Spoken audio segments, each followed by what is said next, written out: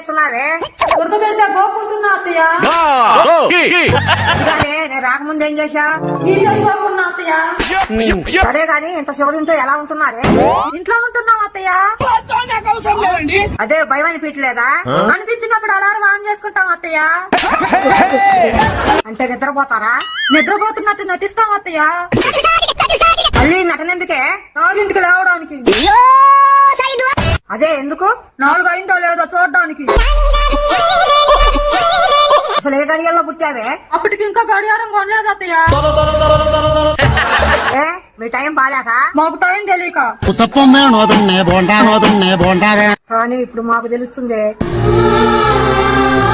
కనీసం అప్పుడప్పుడు ఇంటికి వచ్చేయాలంటే